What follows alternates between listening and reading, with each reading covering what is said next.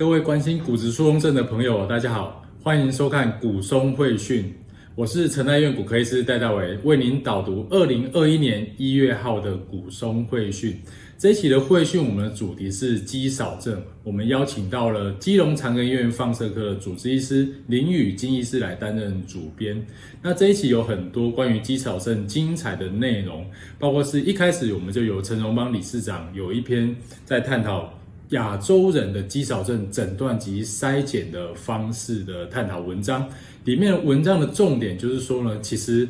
要筛检肌少症并不会非常的困难，最重要就是靠握力器就可以来做筛检，而且握力器筛检的成效呢，甚至比去做 DEXA 做这些比较昂贵的仪器跟检查都还要有效。所以如果你的门诊有很多肌少症患者，你可以准备一个握力器来做筛检。那在亚洲的筛检的标准呢，握力是男生只要小于28公斤，女生小于18公斤就有可能是肌少症，需要做进一步的检查。那在进一步的检查方面呢，第二篇林宇金医师他有讲到做检查主要是有断层扫描跟 DEXA 就是双能量 X 光的检测仪来做检查。那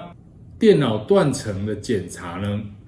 其实它是蛮精准的，但是呢，它有一个坏处，就是它需要吃很多的辐射线，所以不妨可以考虑第二种，就是做 DEXA。那做 DEXA， 如果它是在癌症的病人，就要小心有一个点，就是说，如果这个癌症的病人他有做过化疗，那通常化学治疗药物的毒性很可能会造成这些人的肌肉的水肿啊、发炎啊，那看起来肌肉量就会比较大一点点，所以可能会检查就会高估这个病人的肌肉量，这个是需要小心的。那接下来下一篇文章是林玉轩医师，他跟大家导读肌少症跟骨折的关系。其实大家都知道，肌少症就容易造成骨折的发生，这个是已经被知道的一个现象。所以呢，一旦有肌少症，一定要特别介入一些骨质密度的检查，还有预防跌倒等等的措施。那接下来呢，要怎么样来治疗肌少症，或者是透过一些营养的补充来减少肌少症的冲击呢？目前在文献研究有提到的部分，第一个就是一定要有足够热量的摄取。那另外一个就是蛋白质，因为它是肌肉最主要的成分，所以蛋白质的摄取也很重要，尤其是支链氨基酸 BCAA， 有一些研究显示补充支链氨基酸可以增加肌肉的生合成。那其他呢，像是